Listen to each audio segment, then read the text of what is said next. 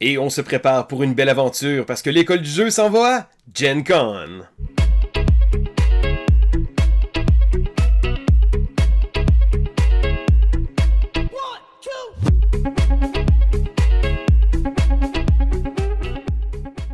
Bonjour et bienvenue à l'école du jeu, mon nom est Sylvain et on se retrouve pour une vidéo spéciale Gen Con.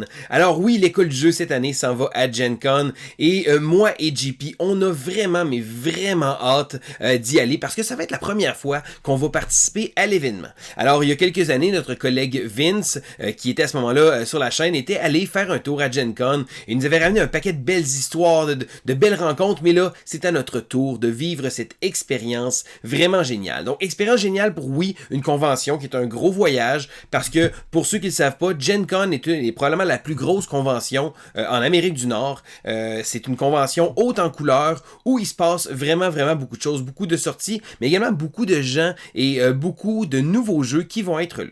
Alors, pour ceux qui ne le savent pas, justement, Gen Con se trouve à être à Indianapolis, et le centre de convention d'Indianapolis, ici comme ça, qui se trouve être dans l'état de l'Indiana. Et là, pour vous donner une petite idée, nous, ici comme ça, donc à Québec, ça nous donne un beau voyage de plus de 15 heures, donc 1600 km. Donc on prévoit probablement faire à peu près 20 heures de route pour pouvoir aller participer à l'événement. Mais on a vraiment hâte de vous parler de toutes ces nouveautés-là et de toute cette belle frénésie qu'on va vivre, parce que le soir, on va revenir, on va probablement filmer des petites choses là-bas, mais il reste que on a très hâte de voir ce que ça va donner à cet événement-là, parce que j'en ai entendu parler, j'ai souvent vu beaucoup de choses, mais je veux vivre l'expérience de Gen Con pour une première fois dans ma vie. Mais là, la vidéo d'aujourd'hui sert à vous parler des jeux qui sont sur mon radar, parce que oui, il y a beaucoup de monde là-bas. Je dirais que Gen Con, gros événement, il y a énormément de compagnies qui exposent là-bas, et c'est vraiment, il y a beaucoup de jeux à voir, et j'aurai probablement pas le temps de tout voir.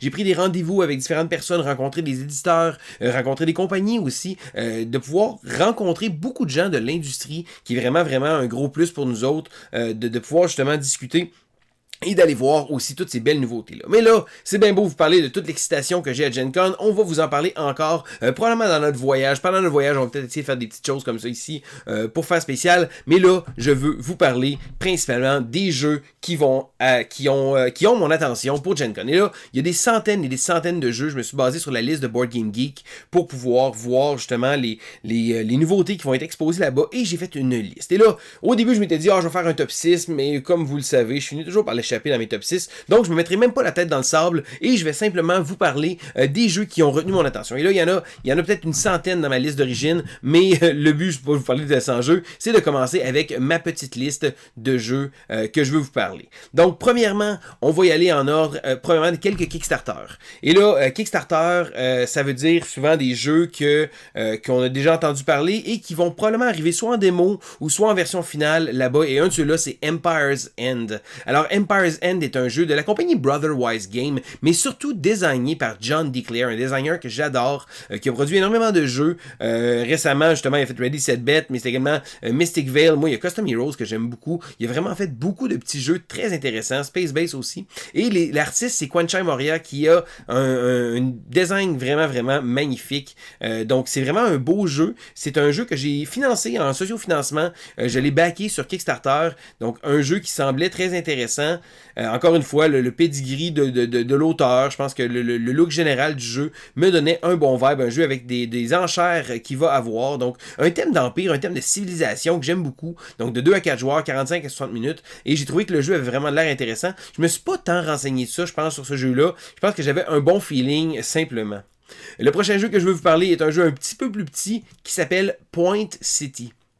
Alors, Point City est un peu le successeur de Point Salad, qui est un jeu que j'ai adoré. Donc, AEG avait vraiment frappé dans le mille avec un petit jeu simple comme Point Salad. Pour ma part, salade de points en français, ça fait vraiment la job et j'ai vraiment adoré ça. Et lorsque j'ai vu qu'il arrivait avec Point City, c'est un autre jeu qui est issu du socio-financement parce que il y a une campagne Kickstarter ici comme ça pour Point City et Deep Dive, un petit duo comme ça que j'ai backé également. Donc, j'ai vraiment hâte de voir ce jeu-là parce que le le thème de construction de ville. Et là, oui, je comprends, c'est un jeu qui est pas trop gros, mais c'est une espèce de version un peu plus gamer qui a justement de point salad. Et l'idée de construire une ville, moi, le city building, c'est vraiment quelque chose que j'adore. Donc, dans le jeu de société, moi, j'aime beaucoup ça. Donc, j'ai vraiment hâte de voir le jeu Point City. Un beau petit jeu qui est prometteur. Et pour ma part, j'avoue que j'aime ça, des petits jeux qui sortent facilement, qui sont agréables, avec un petit goût de revenez-y. C'est pour ça que Point City faisait partie de ma liste. Et là, je continue avec un jeu que j'ai très hâte de voir aussi, c'est tous des jeux que j'ai hâte de voir d'ailleurs. C'est le jeu SkyTeam.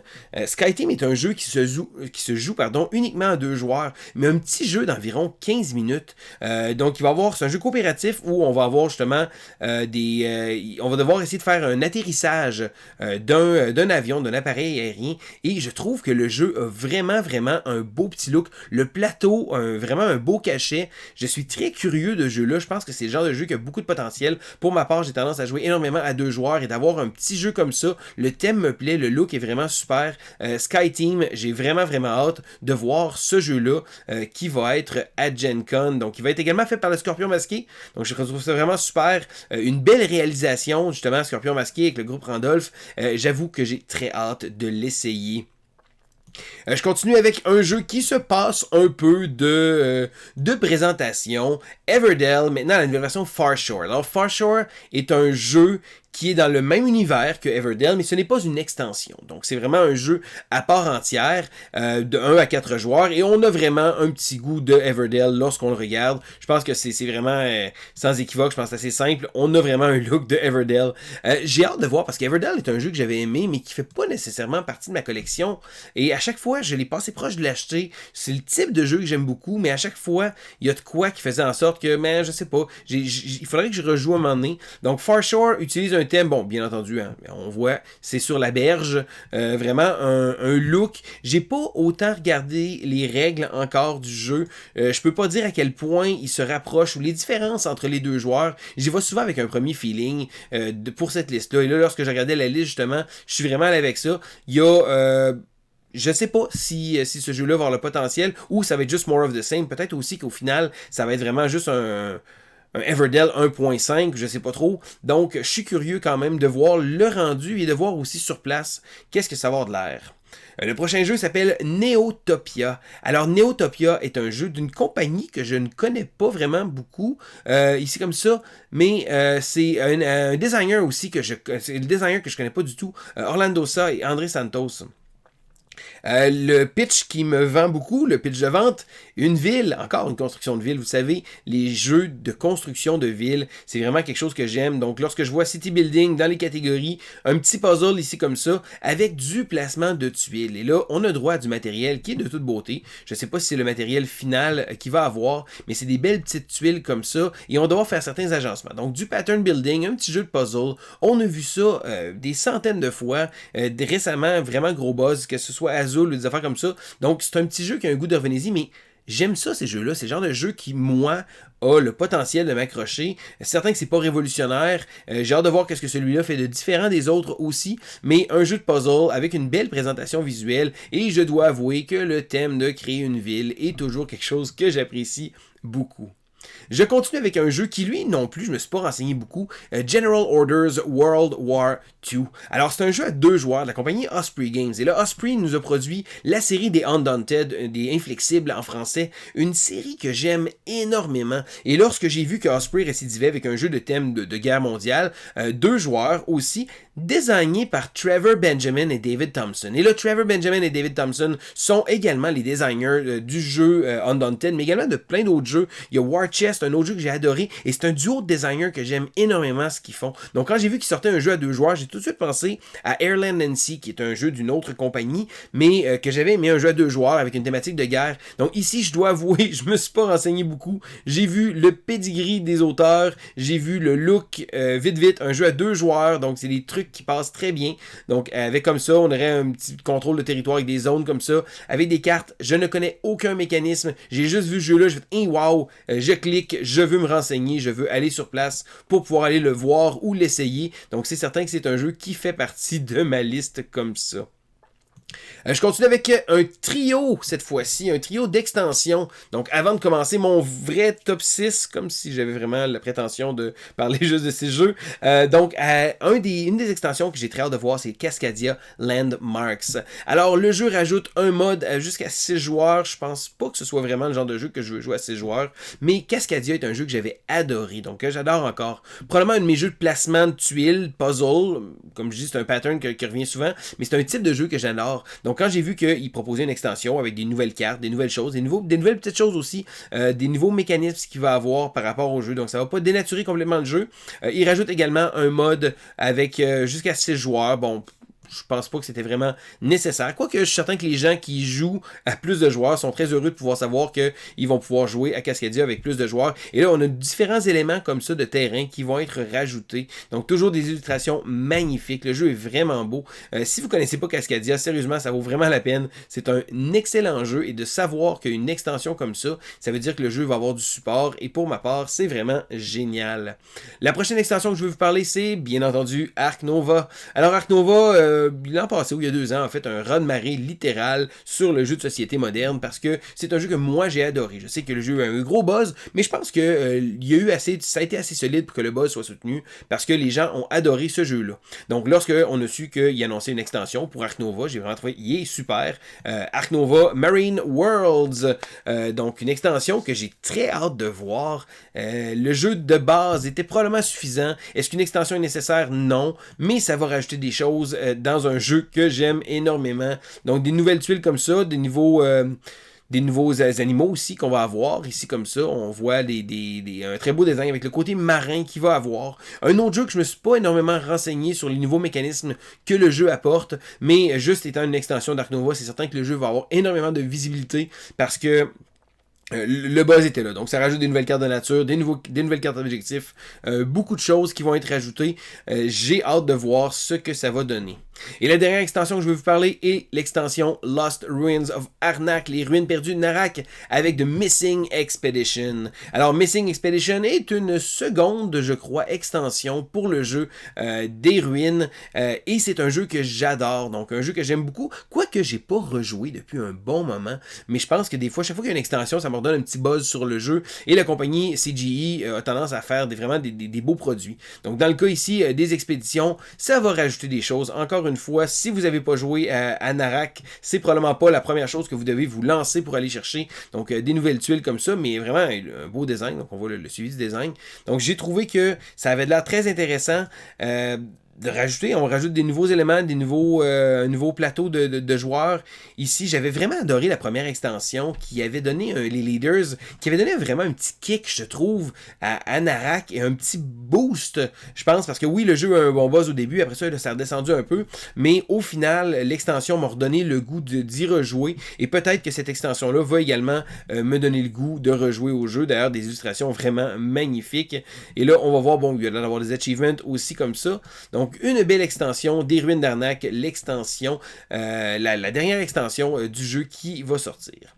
Mais là, je veux commencer pour faire un simili top 6. J'ai essayé de les mettre en ordre pareil, parce qu'au début, je me suis dit, je vais tout mettre ça en ordre, et finalement, bon, juste plein de jeux que j'ai envie de vous parler. Puis c'est pas des jeux que je connais nécessairement assez de choses pour pouvoir vraiment vous en parler en connaissance de cause, parce que mon but, c'est simplement de vous parler d'une tonne de jeux qui, moi, m'intéressent, et je veux également savoir s'il y a des jeux qui vous intéressent parmi ceux-là, donc histoire qu'on fasse un suivi un peu plus et qu'on en parle sur la chaîne, parce que oui, on va voir tellement de jeux, on va pouvoir en essayer beaucoup, on va également discuter avec beaucoup de gens, et on a vraiment hâte de pouvoir vous parler de tout ça. Mais là, on y va avec le numéro 6, Legendary Encounters The Matrix. Alors, Legendary est un système de jeu que j'aime énormément. Bon, j'ai beaucoup joué à Legendary Marvel, que je possède encore dans ma collection, mais il y avait également une autre branche de Legendary qui s'appelait Legendary Encounters. Donc, je me rappelle avoir joué à Alien, à Predator, il y en a eu d'autres également, et Legendary est toujours le même un peu le concept de deck building qu'il va avoir, mais cette fois-ci en suivant une histoire. Et lorsque j'ai vu que c'était La Matrice, wow, j'ai un petit quelque chose pour La Matrice, qui est un de mes films que j'ai adoré, donc un film des débuts des années 2000, et quand j'ai vu l'annonce de Legendary Encounter Matrix, j'étais là, waouh, ça va me le prendre. Donc c'est un jeu qui va être en vente. Je vais probablement faire la file pour aller chercher ce jeu-là et aller l'acheter. Parce que la Matrice, justement, je pense que l'idée d'avoir un jeu dans le Legendary, dans le thème de la Matrice, je sais pas du tout qu'est-ce qu'il va rajouter comme nouveaux éléments, nouvelles cartes, qu'est-ce qui se passe, mais juste de pouvoir jouer la Matrice, je pense que c'est vraiment, vraiment super. J'aime beaucoup le design graphique. Ils sont allés vers un look un peu plus cartoon. Ils ont moins été. Il y a certains Legendary qui sont avec les images. Ici, ils sont vraiment allés avec du artwork, donc des dessins. J'ai vraiment, vraiment très hâte d'essayer The Matrix. Et s'il y aurait eu un numéro 5, ça aurait probablement été Star Wars Unlimited. La raison pour laquelle ce jeu-là est pas plus haut, c'est parce qu'il y en a un autre jeu de ce type-là qui retient un peu plus mon attention, que je vais vous parler dans vraiment pas long.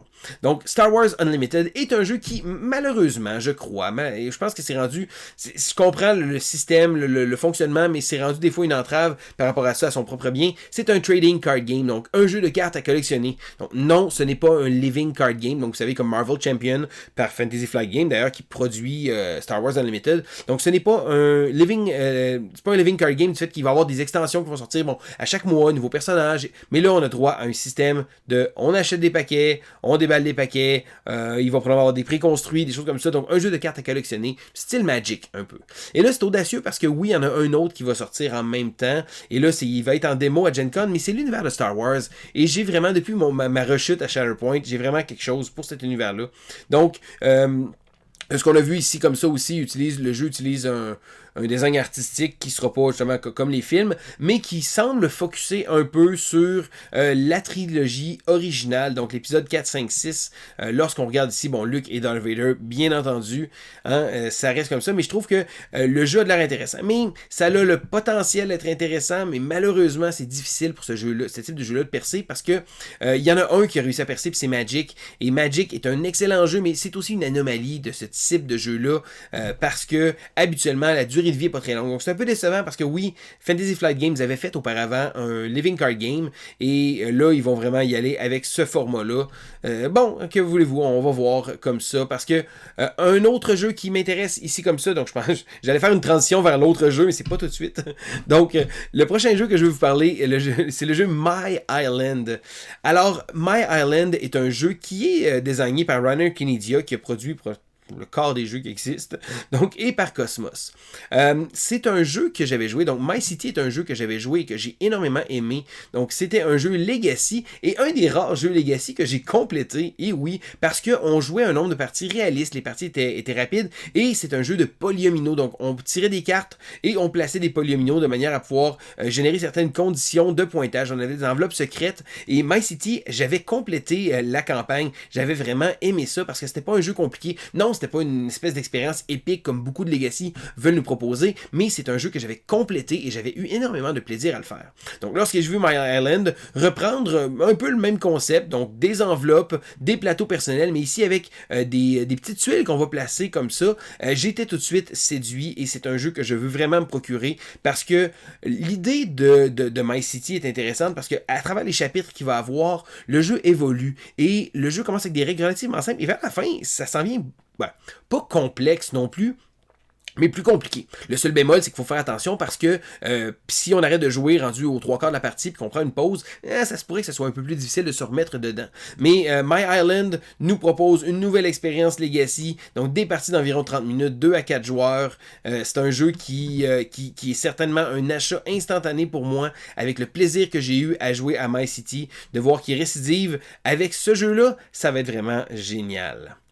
Donc le prochain jeu que je vais vous parler, Sagrada Artisan. Alors je parlais d'un Legacy, je vous en voici un autre. Sagrada est un de mes petits jeux de puzzle favoris. Placement de dés, un peu une espèce de look à la Sudoku, un beau puzzle intéressant que j'avais vraiment beaucoup aimé, que j'ai beaucoup joué. Et c'est drôle parce que Sagrada, j'ai même pas les extensions, et c'est un jeu que je trouve que même de base, je devrais m'essayer de me procurer les extensions, mais juste le jeu de base me satisfait entièrement. Donc lorsque j'ai vu que Sagrada préparait une version Legacy, j'étais tout de suite très curieux. Donc la version va être vendue à Gen Con et je dois dire que j'ai hâte de voir comment ils vont faire les choses avec ça. Parce que bon, dans Sagrada, un jeu de puzzle, qu'on avait justement des vitrails comme ça, on faisait des vitraux, et là, on a un livre comme ça ici d'aventure. Et là, le jeu était en socio-financement et je l'avais pas backé à ce moment-là, mais j'étais sur le bord j'étais embêté et de voir qu'il va être à Gen Con, il m'a vraiment, je sais pas s'il va être en vente ou s'il va être juste en démo, mais j'ai vraiment hâte de voir ce que ce jeu-là nous offre. Donc, le gameplay de Sagrada que j'aime beaucoup, on voit ici, il y a l'air d'avoir différentes, des variantes à travers le petit livre, et ça a l'air d'être vraiment, vraiment intéressant. J'ai hâte de voir ce que ce jeu-là a à nous proposer, parce que Sagrada était sorti en même temps qu'Azul, et je pense qu'il n'y a pas eu le buzz qu'il aurait mérité en tant que tel. Azul a pris beaucoup plus de place, et malgré le fait que Azul et Sagrada sont encore les deux dans ma collection, je pense que j'ai un petit faible pour Sagrada, et c'est la raison pour laquelle il se hisse dans le top de mes jeux les plus anticipés de Gen Con. Mais là, je continue avec, pour de vrai, la bonne transition cette fois-ci. Le jeu, pour la raison pour laquelle Star Wars Unlimited n'est pas plus haut, c'est parce qu'il va avoir une sortie de marque Disney Lorcana.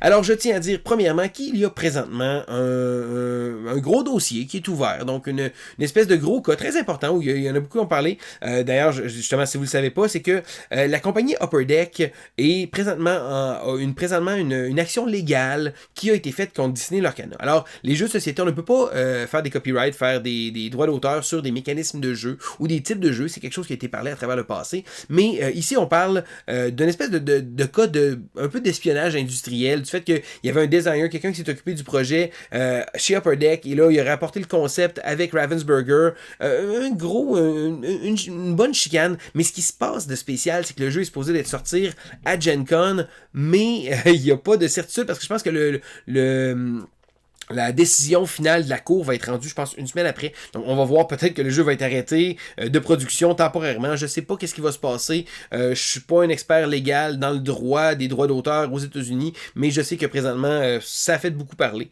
Donc, Lorcana est un jeu de type aussi collectionneur. Donc, on va avoir droit d'acheter des paquets. Et là, bien entendu, il va y avoir des decks préconstruits, mais ça va être des paquets qu'on va pouvoir acheter de cartes qu'on va déballer. La twist, c'est que Lorcana mise sur une propriété intellectuelle assez intense, Disney. Ça veut dire qu'ils peuvent se permettre de faire une tonne de choses. D'ailleurs, il y a eu un gros buzz avec le jeu, les cartes qui ont été annoncées. Je tiens à dire que c'est vraiment, mais vraiment magnifique. Donc, c'est vraiment de toute beauté. Je trouve que l'idée d'apporter un jeu comme ça, avec toutes les propriétés possibles, et là on a droit à un paquet de personnages de Disney à la base, mais Disney a les bras longs, ils peuvent vraiment faire plein de choses. Et ce qui est intéressant, c'est que le jeu, les règles du jeu sont relativement simples. Alors oui, c'est certain, ça touche beaucoup, ça a vraiment un feeling à la Magic, ne serait-ce que le jeu, ne serait-ce que le modèle d'affaires, mais il y a vraiment tellement un beau look, et je pense que il va éclipser, à mon avis, Star Wars Unlimited, parce que le jeu a vraiment énormément de visibilité. Je pense que c'est absolument magnifique. J'ai hâte de voir, j'ai hâte de l'essayer. Je sais qu'il va y avoir des decks à vendre. J'espère avoir l'occasion de pouvoir réussir à acheter un deck pour que je puisse le jouer et de vous en parler aussi, parce que c'est tous des jeux que je veux essayer de jouer ou d'acquérir, et de manière à pouvoir vous en parler. Et je le répète une fois de plus, quand il y a des jeux qui vous intéressent, marquez-le dans les commentaires. Ça va me donner un petit goût de revenez-y pour pouvoir vous les présenter. Et là, je vous parle du numéro 1 maintenant, donc le jeu numéro 1 qui a mon attention, ma pleine attention pour Gen Con. Ce sera sans surprise, c'est un jeu de Marvel, et c'est le jeu Marvel United Spider-Geddon. Alors, pour ceux qui me connaissent, je suis un gros fan de Marvel United. J'ai participé aux campagnes Kickstarter de la saison 1, la saison 2, la saison 3...